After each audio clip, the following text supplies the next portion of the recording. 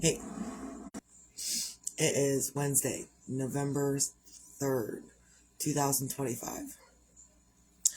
And I just came upon the video this morning, like Facebook regularly deletes videos these days.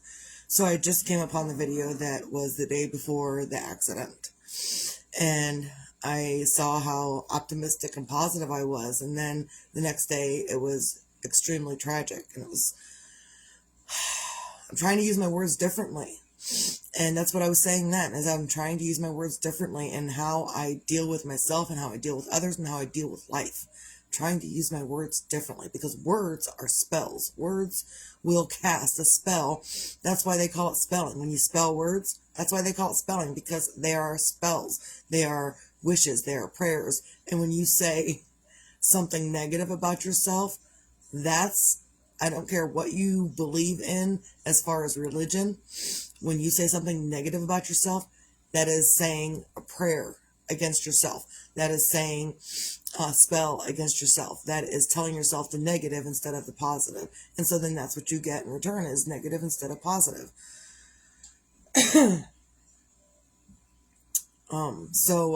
Yeah.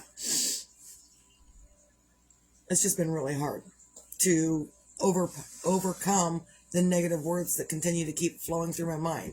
And so I went to the doctor yesterday and to get some kind of medicine to help me be able to rest and sleep, because I'm not resting, I'm not sleeping. When I do rest in the afternoon, it's very sporadic, and I may be laying there for an hour, but I may only sleep 5 minutes. And then in the evenings, when I try to go to bed, I just lay there, and I lay there awake, and I stay awake the entire time, and I watch my stuff. Normally, I can just turn my stuff off, and I can go to sleep. I haven't been able to do that lately, so I went to the doctor to get something to help me be able to sleep, so I can sleep, so I can grieve accordingly to however I feel like I need to grieve. So I get done with the doctor. We wait a little bit for them to call in a prescription for the sleep aid, sleep/anxiety. And they didn't call it in. I called before I took my nap. I called after I woke up from my nap. I called after I picked up the kid from school at 4 o'clock in the afternoon. And even at that point, they still had not called my prescription in. So why am I having to call and remind people to call my prescription in? Because this is the reason I went to the doctor to begin with. Is because I'm not sleeping well. I'm having a hard time sleeping and getting to sleep and staying asleep. And I cannot prevent my body from jerking itself awake in the middle of me sleeping. So I need something to help me through that until my body stops jerking itself awake. And I'm not an advocate for medicine per se. Like, yeah, I take my heart medicine every day. It's for my heart. It's not like a psychedelic drug. It's not like a pain relieving drug. It's none of that. It's specifically for my heart. Potassium for my heart. A cholesterol pill for my heart. By the way, my cholesterol, my good cholesterol, my bad cholesterol way down, which is really good, but also my good cholesterol is way down, which isn't good. So either way, as I found that out yesterday. What else do I take? Metoprolol I take for my heart. It keeps it at a more steady rhythm. And then a baby aspirin to keep my blood thin enough to keep going through my heart. So, I'm not a big advocate for medicine.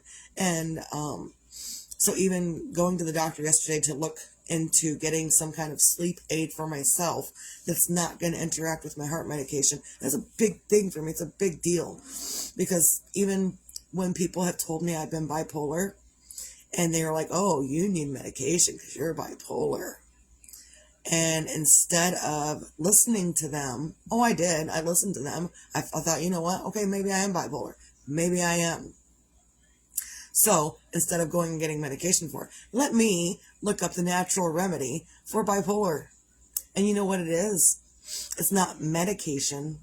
The natural remedy for bipolar tendencies is literally, it says it on Google, meditation. to meditate. Meditation. So that's what I did. So even when I was diagnosed by my family that I was bipolar, I still chose to not take pills. So me going to the doctor for something for my anxiety and this is not, I need people to know that it's okay to get this stuff even if you're against taking medication. Because I'm totally against taking medication, but I also can't sleep and my body jerks awake and I'm totally anxious. And even in the middle of me trying to call the doctor yesterday, I was burning dinner, crying my eyes out, bawling my eyes out, not knowing what to do next. So, and the nurse didn't know what to do with me. She was like, ma'am, I need you to calm down. I said, I just lost my son and I went to the doctor that I'm calling right now to get medication to help me sleep through this so I can get through this so I don't hurt my heart or anyone else. I said, so until you can tell me that you are going through the exact same thing, please don't tell me to calm down. I have every right to be. I was there at the doctor's office this morning. This is what we agreed upon. And if I needed to wait for them to call it in, maybe they should have told me to begin with so I didn't expect it at any point yesterday. And so even by the time that I got the phone with them, they're like, oh, well, sorry, the doctor's office closed at 4:30. Guess you're going to have to call back tomorrow. I was livid, fit to be tied. I was excessive. And I was not happy that I had to continue to call back to remind them not how to do their jobs, but to remind them, hey, look, and even my husband, lovely husband, I was kind of pissed off at him too because he was like, oh, well, they do have other patients. Okay, so what does that make me? If they have other patients that are important as well, what does that make me? I went in there, I'm a patient. I went in there and asked for help with this thing. I'm a patient. So if I'm a patient, why aren't they doing this thing? And if they have other people, oh, those people are more important than what I'm going through. Yeah, they are important. But why are they more important than I am? I was at the doctor first, before them. So why are they more important than me? They're not. We're all equal. Everyone on this earth, we are all equal. I don't care who you are. So instead of going to sleep last night at a decent hour, I decided, you know what? I probably decided to go to bed at midnight. You know what started happening at midnight? Sneezing. Excessively all over the place. And not really all over the place, but I was sneezing excessively, coughing, sneezing, and just blowing my nose excessively. And I don't know if it was because I had such an upset yesterday about this medication that they were supposed to help me with, or what. I don't know why, but the sneezing is excessive. And then I have to talk about this because it's important. Because I tell you guys what's going on in my life. And some things, I don't tell everyone everything, but there are some things that are prominent and stick out in my mind, and others could be dealing with the same crap that I'm dealing with. So I put it out there for others to glean from it their own tools, their own perspectives, their own whatever they need. So, and my kids, when they post on Facebook, I don't make my kids call me. It's not a requirement. I'm not going to be, well, you didn't call me, so I'm mad at you. No, I don't make my kids call me. I don't call them and interrupt whatever they're doing. I don't do that. Mainly because of my upbringing, and when my stepdad did it to me, I didn't like it. I didn't like my stepdad calling me every day for 3 hours a day, telling me about the same thing we talked about yesterday, and then also telling me about the same thing we talked about 3 weeks ago, over and over and over and over on repeat. I didn't like that. So I'm not doing that to my children. And if they want to talk to me, they can call me. So, and if they don't want to, that's okay. I'm not going to make them. I'm not, you have to call me if you want my love. We're not working that way. You have to, check in on me if you want me to check in on you. No. And I do check in on my children. I just don't do it excessively because I know their emotions are extremely high these days. Same as mine. All of our emotions are extremely on the up and up. Like, we're having a hard time with our emotions. Even me, who's been practicing my emotions for quite a few years, is having a hard time dealing with her emotions. So, so I was on Facebook like I am all the time, and my son posted something. And so I thought, you know what? I really need to say this to him. If he doesn't, sometimes they don't read my messages. Sometimes they don't answer my calls. It's fine. And sometimes they're busy doing their own thing, and I can't interrupt them doing their own thing. I just can't. That's selfish of me to do. So I don't.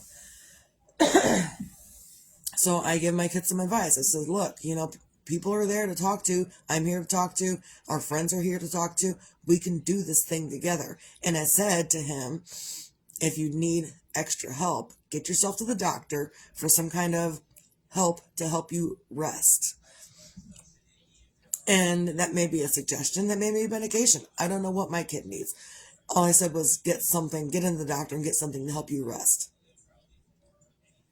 To which his stepbrother replied, only Jesus can help you through your grief.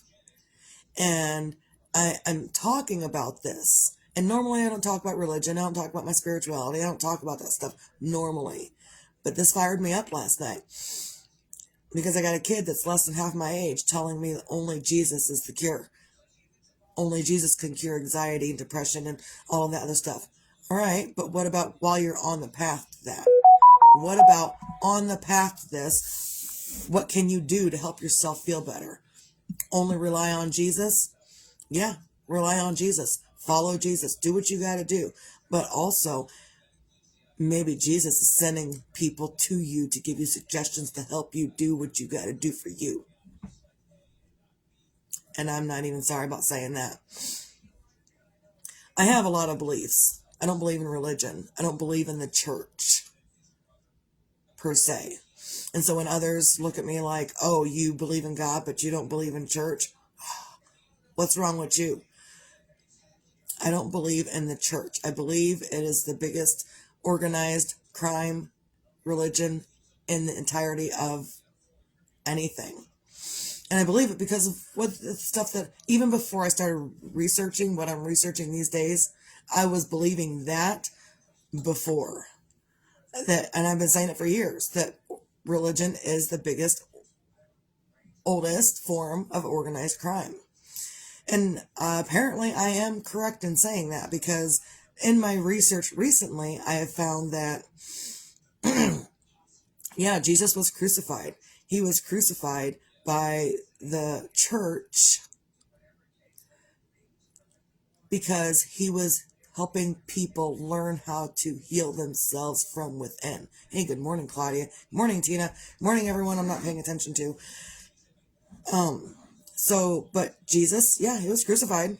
He was crucified for going against what the church was trying to put into place. So they crucified him, and they continued on with the religion in his name. You don't have to believe me, but it is in the Bible. So you don't have to believe me, but it is in the Bible. And I only know that because I've been referencing the videos I watch. I have the Bible next to me. I'm referencing back and forth. I'm watching what I'm hearing, and I'm reading, and I'm researching in the Bible itself. And the stuff is, there's no coincidence that this stuff is mirroring this, and the meanings that they're getting out of it actually make more sense than the meanings we've been told that it means. We've been told the way the Bible means, but it's not. Some of it is, yes, but not all of it. There's a lot of stuff in the Bible that's wrong. So, stuff about Jesus, probably not wrong. But there are other things totally wrong. So, Brandon's stepbrother was on me about, well, if you had Jesus in your life, maybe you wouldn't be so devastated from losing a child. Coming from someone who's never lost a child. Coming from someone who doesn't have children and doesn't know what it's like to lose a child. Let alone 2 children. And both times it devastated me. And the first time, I was so deeply rooted in my faith, I was one of those hypocritical Christians that looked down on people. And I don't do church anymore because there are hypocritical Christians that go to church that look down on people all week long, and then they go to church to be saved, just to do it all over again the next week. I don't need church to see that. I don't need church to tell me what to believe. I know what I believe and I know what's going on. And I really, I told the kid, I said, look, it's his stepbrother. I said, look, I get it. Everyone's got their own way of dealing with things. But how about you let me help my child the way I need to help my child? And I don't think I need anyone's permission to tell my child what I need to tell my child, first of all. And just because you believe that Jesus is going to save everybody, yeah, good, great, believe that. But what are you going to do to help yourself? What is Brandon going to do to help himself until that happens? So, in the middle of our grief, sometimes we need an extra something to help us get through it. Again, I don't advocate medicine, but I do advocate helping yourself get through it. Is medicine the cure-all? Absolutely not. But what it is a buffer between the deep, heart-wrenching, heartbreaking grief that we are experiencing. The people that have known him, the people that have known Jeremiah his entire life. We have a deep grief that people who just met him aren't going to have. My 13-year-old, she does not have that deep, heart-wrenching grief. Her and I just talked about it last night. She doesn't have that deep, heart-wrenching grief because she wasn't raised with her siblings. She was raised more like an only child. So she doesn't have that same grief that I do, that his siblings do, that his father does. She doesn't have that. And that's okay. I'm not judging her for not having that type of grief. But also, I'm not going to let others stand by and tell me or my children that, God, it's been a month. Aren't you over it already? My God, it's been 2 months. Aren't you over it already? My God, hasn't Jesus helped you yet? Aren't you over it already? Oh, it's been 3 years since this happened. Haven't you gotten over it yet? Why are you still upset about it? Haven't you gotten over it yet? And that's what it feels like when people outside of the family or that aren't so deeply connected to the person, that's how it feels to us. Like, why are you putting a timeline on my grief? And why are you telling me how I need to grieve? Who give you the authority to tell me how I need to grieve? And just because you think Jesus is the only way, doesn't mean that's how everyone else thinks. Is Jesus a way? Yes. So is God. So is my faith. So is helping myself so I can help others. Because what Jesus was doing was helping others help themselves. And the church didn't like it. The church wanted to spin their own set of rules. So the destitute that Jesus was helping, the church didn't want him helping them. And that's because he was claiming to be God. Blasphemy. I looked it up again last night. When I told the kid, maybe you need to do your research, I went and I did a little bit of research on my own. And I really Googled, what was the real reason Jesus was crucified? It's a valid question. And if you're interested, you can probably look that up. There's going to be a whole lot of stuff for you to look through to figure out why Jesus was crucified. He was accused of being blasphemous against God, claiming himself as God. And because he was claiming himself as God and helping these other people, healing them, teaching them how to heal themselves, the church said, ooh, whoa, whoa, whoa. Why are you claiming to be God? You ain't nothing. And now we all follow Jesus. We're not Christ-like. A lot of people are not Christ-like. Christ-like is helping the destitute, even when you're doing your own thing. Christ-like is helping the destitute and the people that the government wants to eradicate, helping them in lieu of these people not helping these people. So he's kind of like the middleman. He was like, oh, you're not going to help them? Well, let me go help them. So that's what he did. So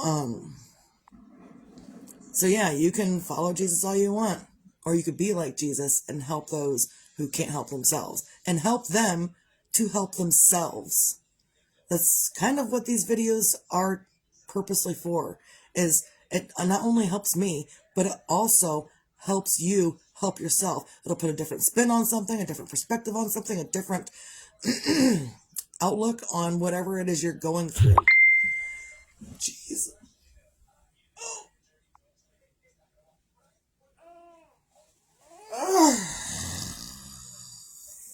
And I'm not saying I am the Messiah, but I am saying that because of what I do, most of the time, probably 80% of the time, and I'm guesstimating it's probably more than 80% of the time, I am helping others to learn how to help themselves, because that's what we do. We help others. Oh, look, I'm not going to be around forever.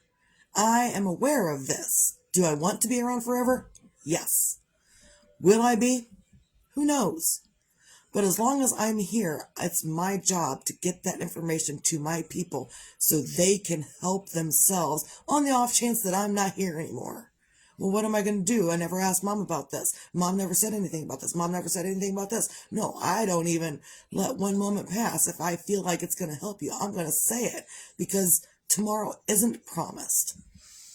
And if in your grief, others are making you feel like crap because you're not doing grief the way that they have done grief in their own right, let them. Just let them. Let them do their grief their way. And let them judge you for doing grief your way. That's on them. But Jesus didn't judge. And normally, again, I'm not religious and spiritual and all that other good junk on my video. But Jesus wasn't judgmental. He helped everybody. And the church didn't like it. They didn't want him helping everybody. Makes you want to question, why didn't the church want him helping everybody, and why he had to be crucified?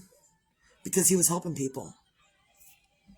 I don't know, it's just a question you could probably ask on the off chance that you're interested in it. It's a good read. It's a good find. And that show I've been watching on National Geographic, Ancient Aliens, it's got a lot of talk of the Bible in there too, and things lining up. So cheers to the Bible thumpers.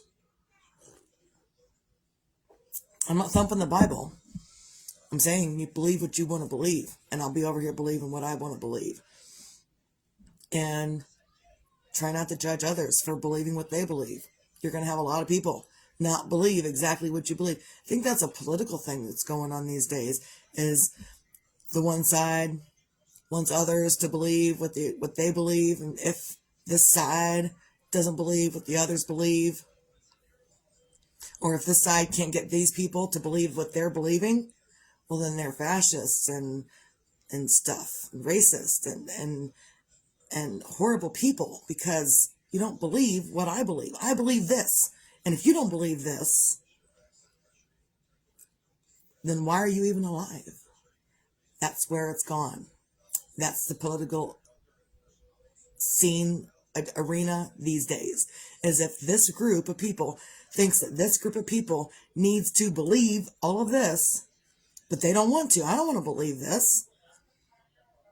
This is horse shit. Why would I want to believe that? Well, because we want you to believe this. But I want to believe this.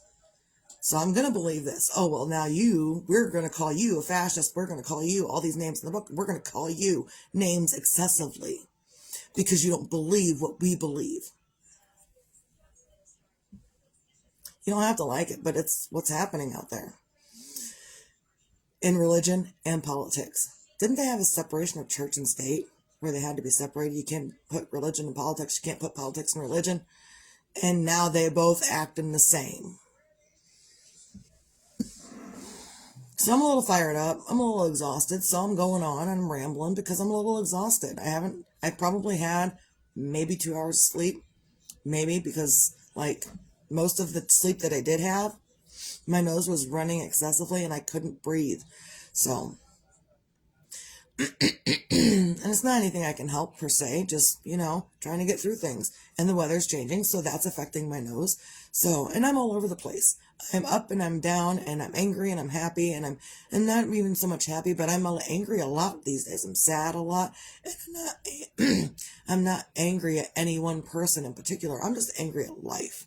And I can be angry at life. I can have those feelings, and other people can have those feelings as well. You don't have to let others tell you how you should be feeling in your moment and your grief and whatever you're doing. You don't have to let others choose how you're feeling. You can feel however you want. And I implore and encourage you to feel those feelings for yourself, for whatever they are, because that's the only way to get through them. You can avoid them and avoid them and avoid them and avoid them, but still, eventually, you're going to have to work through them. You can avoid them for 20 years. And then at the end of that 20-year time frame, you're still going to have to work through your feelings. And if you don't, you're just going to remain an angry, bitter person. So I chose to not be an angry, bitter person anymore. And I've learned to how to work through my feelings, which is not something a lot of people know how to do. They know how to talk. They know how to smile. They know how to laugh. They know how to be sad. They know how to be angry. But they don't know how to work through those feelings to get to where this thing doesn't make me angry anymore. This thing doesn't make me sad anymore. They don't know how to work through that stuff to get to the other side of, okay, well, yeah, this is a horrible thing, and I can do what I need to do. And sometimes working through those things in that manner, and sometimes it takes a couple of years. Sometimes it takes quite a few years. Sometimes you're angry at God for a really long time. And that's okay. Not any one person is going to grieve the same way you're grieving. My children are not grieving the same way I'm grieving. I am not grieving the same way my children or my ex-husband are all grieving. They're all grieving in their own way. Some are tattooing their bodies up. Some are getting piercings of whatever Jeremiah had. That's how they're grieving. And I'm grieving in my own way. We're all doing our own grieving. And not any one person's grieving is better or worse than the next person. Unless you try to make someone feel like crap because, well, I'm done grieving. Why aren't you done grieving yet? I'm done grieving. How about you? You done yet? No, that's not the way grief works. And even with the kid, she's like, well, I cried for an entire day. Again, she's 13. She said, I cried for an entire day, but I'm okay, Mom. And which makes me happy that she's okay because I don't have to worry about her grieving with the heaviness that I'm grieving with. And that's fine. That's perfectly okay. She doesn't have to be. And I encourage her to go spend time with her friends, to go and continue to keep doing these things in life, because she doesn't need to be around me grieving in the manner that I'm grieving, which is excessive and heavy. And I get up to try to do something, and I sit back down because it's excessive and heavy.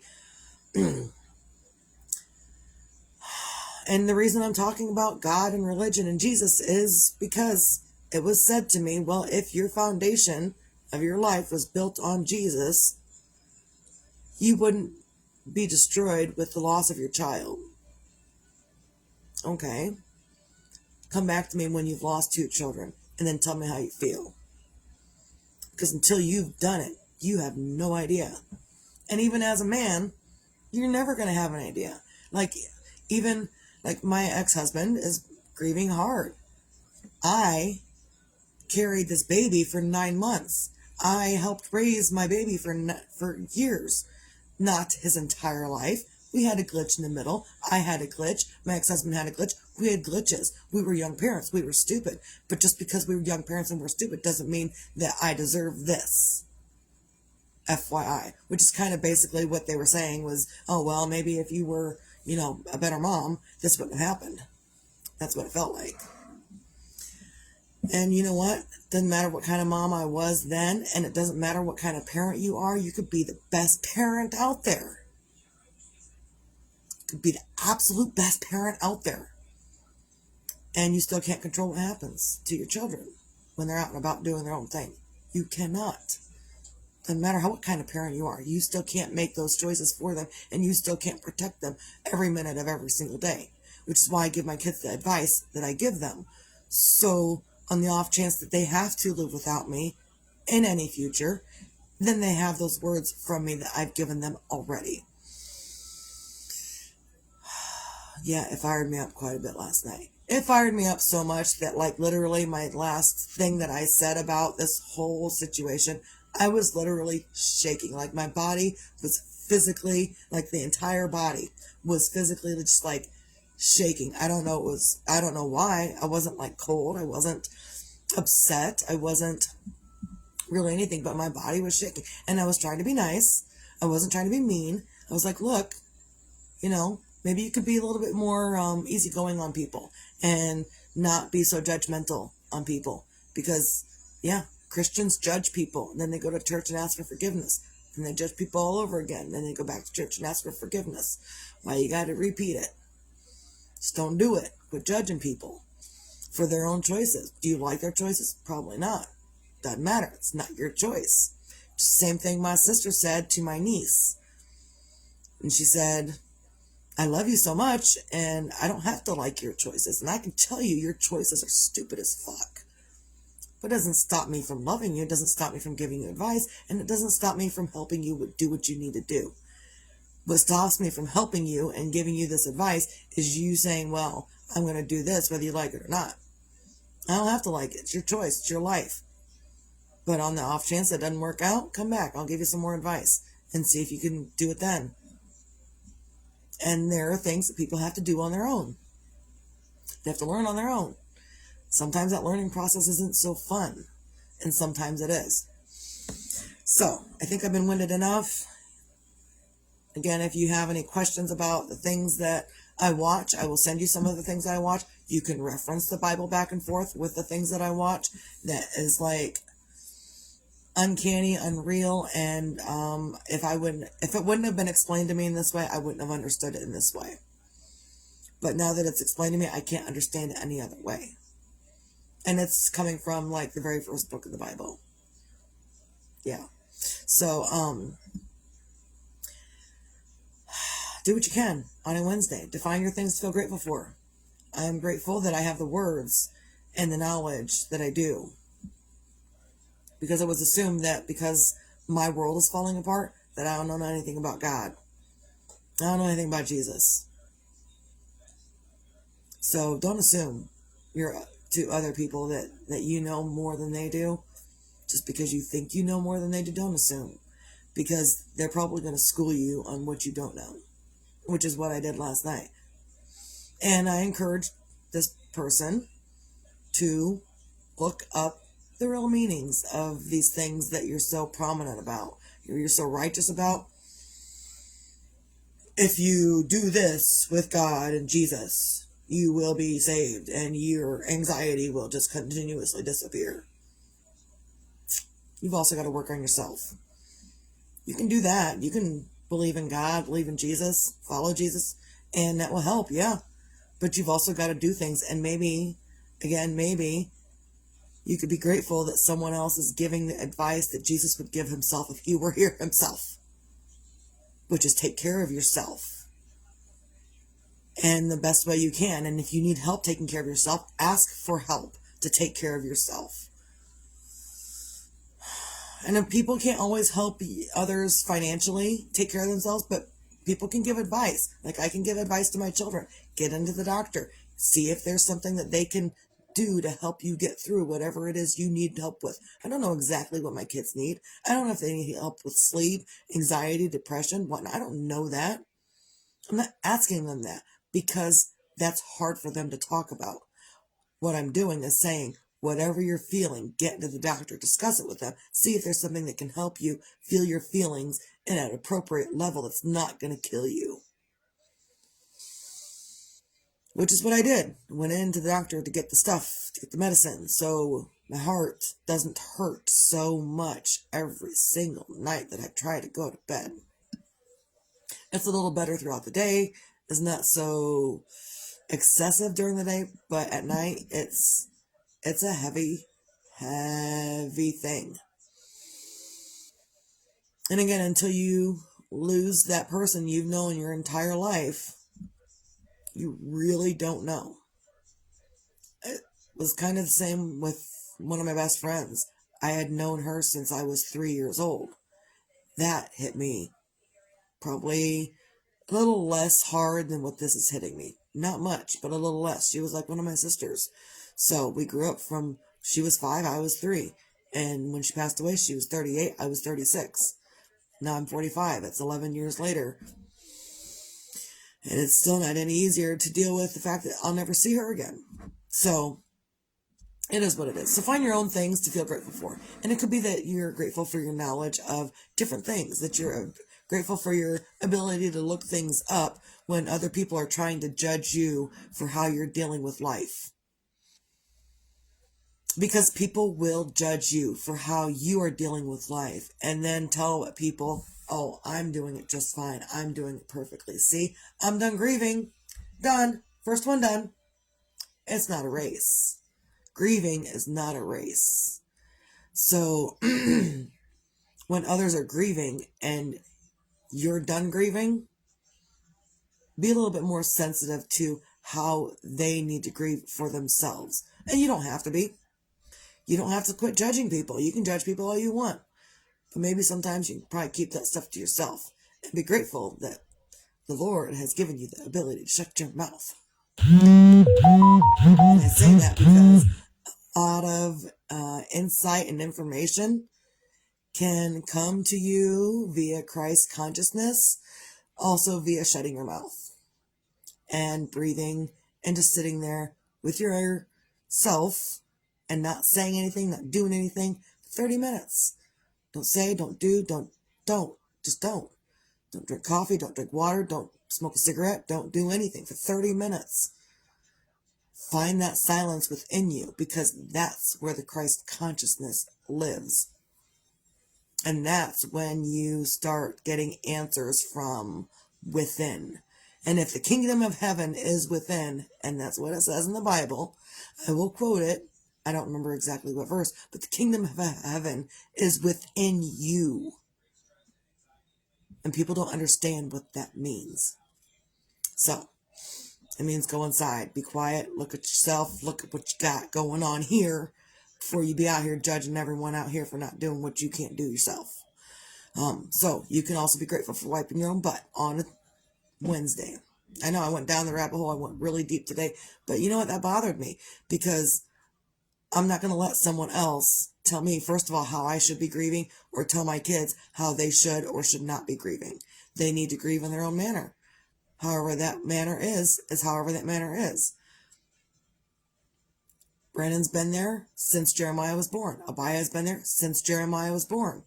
Tristan's been there since Jeremiah was 2. Their hurt is deep. They got in trouble together. They grew up together. They did all of this stuff together. And yeah, other people have come in throughout the years to our family dynamic. And some of those people aren't having such a hard time grieving. They're, done. First one done. Time. That's where they're at with their grieving. And you can't base your grieving on someone else's grieving at all. Oh, well, I got done. So why aren't you done yet? No. Grief will, and this will never stop hurting. Like, I will probably make random weird sounds for the rest of my life that I'm angry because we don't have Jeremiah anymore. I can do that. That's my life. That's how I feel. And I'm not going to let anyone else tell me how I should or should not feel in my grief. And I'm not going to let anyone else stand by and tell my kids how they should or should not feel in their grief. And if you're feeling bad and you feel like you need help from the doctor, go get the help that you feel like you need. And it doesn't have to be forever. The anxiety pills that I have ordered for myself aren't forever. They're for the days that I'm having a really hard time. They're for the moments that I can't get through. It's not an everyday thing. It's a moment by moment thing. Some moments I'm better. Some moments I'm not. It's back and forth every day, all day. Also, be your own magic and find your own magic. And if you can't do that stuff, let someone else help you do that. So I have let others help me, remind me to get things done that I need to get done. Eat, sleep. Hold on.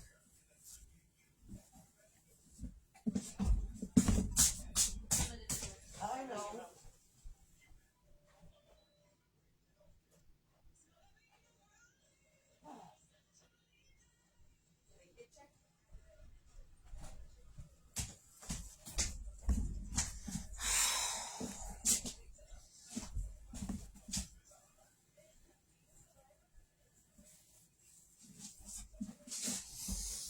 Temperatures dropped yesterday, last night. It's pretty cold, so I've got an extra blanket on.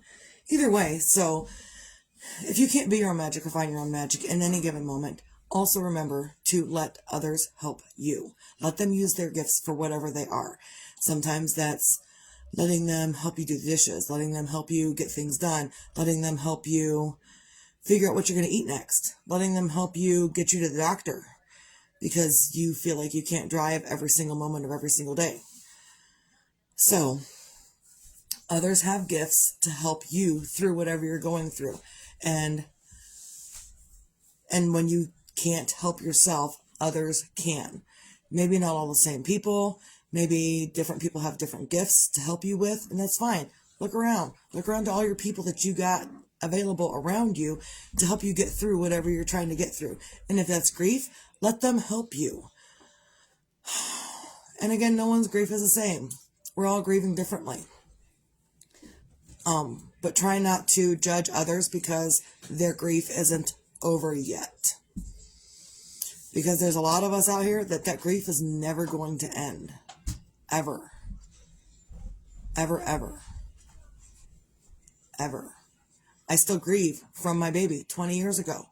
I don't grieve as heavily as I did for the first 10 years, but I still grieve. That grief never goes away. This new, fresh grief that I'm going through isn't ever going to go away. And this new, fresh grief that I'm dealing with is different than the grief that I dealt with 20 years ago. And no matter of believing in God, Jesus, anything is going to change the fact that you're still sad. Can you find peace? Absolutely. But you can be peaceful and sad at the same time. You can be grieving and joyful at the same time. You can be grieving and smiling and cracking jokes at the same time. It's not any one specific way. Oh, this is the only way to do it, so you gotta do it this way. No, there are a multitude of ways to grieve and the way you need to grieve for you. So don't let anyone else tell you that your grief should be over for any reason. And I don't think I've ever told anyone that. Even my grandma, when she hears a certain song of my grandfather's, she will sit there and cry, bawl her eyes out because her grief still hits her. It's still my grandfather's. She still misses him. It's been maybe Jeremiah was only like a year old when he passed away. So it's been 23 years since my grandfather passed away. And it still affects my grandma. And when she, thinks of a memory or hears a certain song or whatever, it still affects her the same day, the same as it did when it was fresh. So don't let anyone else tell you what you need to do in your grief. You can ask for advice, and if it doesn't resonate with you, you don't have to do it. Also, be your own sunshine. Tomorrow isn't promised to anybody. It's not promised to me. It's not promised to anybody. And even those elite people that think they're beyond God, it's not promised to everybody. So as long as you're up and you're doing, find some things to feel joyful about, feel sunshiny about. And then if you can't in these moments, that's okay too. It's totally okay for you to not feel joyful in these moments of whatever it is. But it's also okay when you do. I say that, but I'm having a hard time being joyful in any moment. And anytime someone helps me be joyful in that moment, I glare at them. And I laugh and then I glare. Like, I don't want to be joyful in this moment. It takes a lot of extra energy I don't have right now. Because all of my energy is in whatever I'm already doing. So yeah, people are going to be out there. They're going to try to steal your sunshine. They're going to tell you what you need to do according to what they see. They're not going to tell you what you need to do according to what you need. Only you can decide what you're going to do for what you need. They can give you suggestions all day long, But ultimately, the decision is up to you to do what you need to do for you. And what they're doing is for them. And I put this information out here knowing on purpose that not everyone's going to think like me. Not everyone's going to believe like me. I'm putting this out here for the people that are going to say, ooh, you know what? That's a good idea. Maybe I'll try that. I'm not putting out here, you got to believe what I say because that's the way it is. And no, I'm not doing that. I'm just, helping others with suggestions to help them get through whatever they're trying to get through. I don't know what's going on in your life. And I don't need to give advice that can help in any given situation. And those things are journaling, breathing, getting to the doctor if you can't handle your emotions, figure out from the doctor how you can be helped with your emotions and the things that's going on in your head and whatnot. There are many options to get you through whatever it is you need to get through. It's not one set, ooh, this is the only path. I've got to take this path. If I deviate from it, then I will not heal properly. No, you're going to have things that come through all the time. It's going to say, ooh, this I can pull in and I can use this for myself. This advice I can pull in and I can use for myself. And essentially all of our advice comes from someone else doing it before. And the information we get is from someone else before. Someone said it first. Before I said it, someone said it first. So, maybe. And maybe some of the stuff I'm saying is new. I don't know. I just know I'm exhausted. So, do what you can on a Wednesday to find your things to feel grateful for. Be your own magic. And if you can't, let others help you. And to be your own sunshine, whether tomorrow's promised or not, do what you can to help yourself find just a smidgen of joy. That's probably my goal today, is to find that smidgen of joy that I can enjoy one thing in the moment for what it is. Doesn't matter what it is. Sometimes my joyful things are this. That's where I'm at. I got him all done up, like there's nothing hanging. His arms are moving freely. His legs move freely. That's pretty cool. I overstuffed the legs so they look like chicken legs instead of dinosaur legs. Overstuffed them. That's all right. So, I find a little bit of joy in my life, a little bit of peace by doing something like this. And I get, oh, it's so cute. And then I'm like, okay, back to work. And that's where it is. So, that's all I got. I think I've been winded enough. I hope everyone can have a great day. I am going to try to get some more sleep before I go to pick up the kid from school today. If I'm the one doing it or with the husband, I don't know. But I need more sleep. So, and I can sleep better when the husband is laying next to me without medication. It's those nights that he's not here that I need the medication because I'm all over the place. Jumping. And even when I'm fully asleep, my body's still jumping. And who can sleep like that? Not a lot of people. You ain't getting any sleep. And you crab ass because you didn't get the sleep you needed. So that's where I'm at. I'm a crab ass because I'm not getting the sleep I need. Everyone have a great day. Stay out.